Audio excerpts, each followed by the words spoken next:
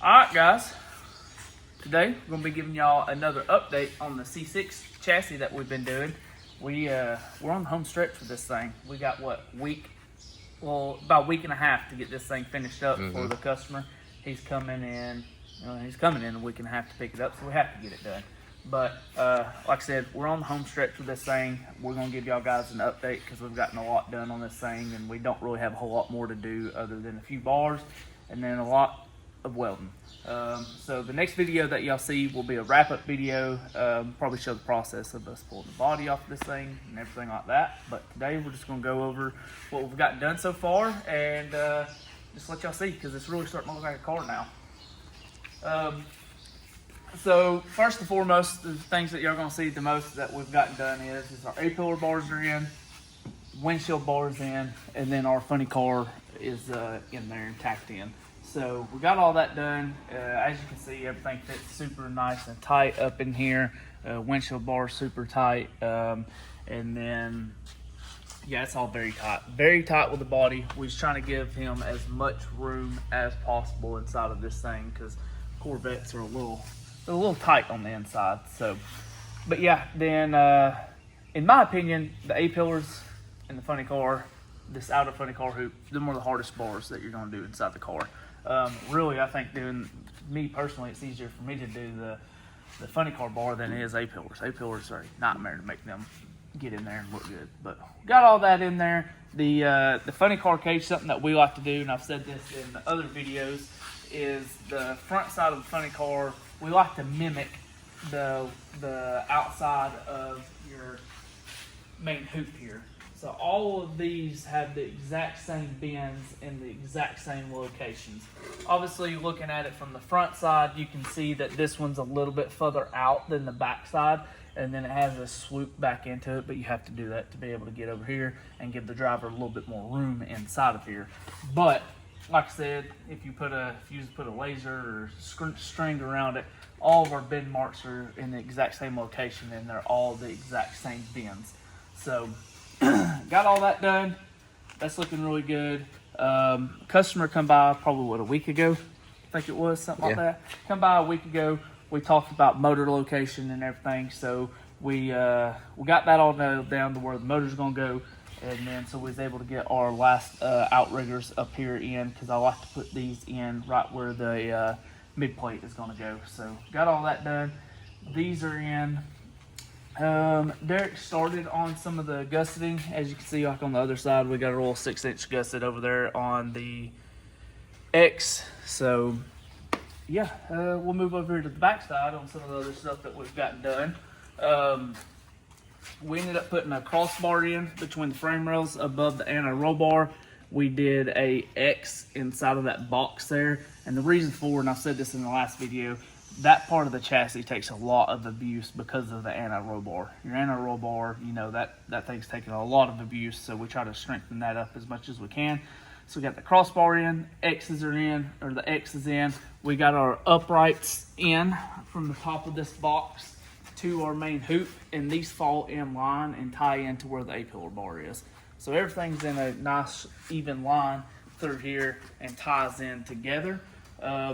And then one of the last bars that we also put in, another reason, like I was saying before, because of the amount of abuse that comes in right here, is we got these uprights that come from your number one bar up to your lower frame rail. And that's just to help with the torque that happens on this back side of the chassis, and just gives it a lot of good support back here. I did take the rear end out the other day, and once we got the rear end, I got the rear end and all the rear suspension out, and I took and welded up as much as I could from the main hoop back, just so I don't have as much welding to do once we get the car off the chassis. But did a lot of welding, got all the rear suspension welded up. So the wishbone's welded up, and our roll bars welded up, and our roll bar links are welded up, 4-link bars are welded up. Got the back brace on the rear end, and got our logo on there. Got a bunch done to it. Looks really good. Obviously, there's still a little bit I need to do to the rear end. Just got to put the ends on it and then put our caps and stuff. Just a little bit of fine-nute stuff that we got to do there, but it's looking really good. But yeah, like I said, we got about a week and a half to get this thing finished up. Derek today and tomorrow is going to be working on all of our bar work inside the funny car cage. So we'll have a 1-inch bar that goes here. There'll be one that mimics it right over here. There'll be an 1.5-inch bar that runs from here to here.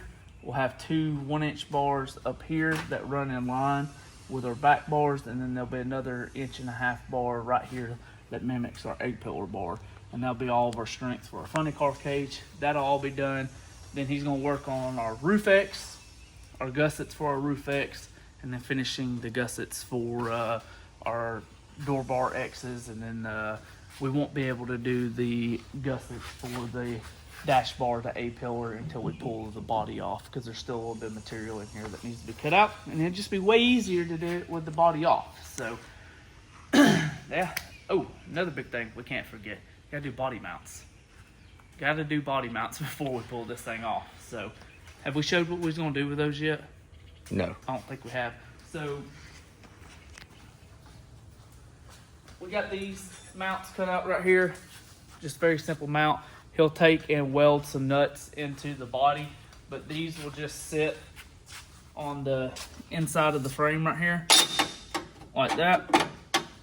We'll push them forward, get them where we want to. They'll weld to your bar here. Like I said, he'll drill and weld nuts to the inside of this frame rail, and then he can just bolt this here. And then there'll be another one that sits flat on the bottom down here, which you can't really see right now, but it'll sit flat for that stock frame rail to sit on like that and then bolt in. So it'll have 2 up front on this side, 2 in the back on this side, and then same thing for the other side. But that'll just give him, whenever he goes to put his body on, it'll kind of self-align itself and sit exactly where it needs to once we put these on.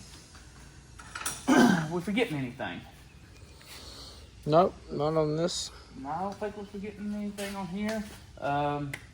Yeah, it's really starting to take shape now. That's what me and Derek was talking about, just having the A-pillars in there. Yeah. And all this tying in, it flows really good and it looks really good. So I'm excited to see it with the body off and see what it looks like. So yeah, that was the last of the big hurdles. So. That was the last of the big stuff.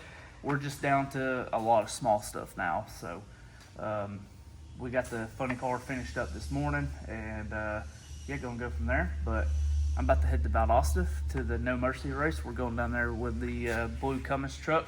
So if there's anything in particular y'all might want to see from this week while we're down there, just leave it in the comments, and we'll see if we can make that happen. But we're gonna try to record as much as we can while we're down there and get y'all a video of that.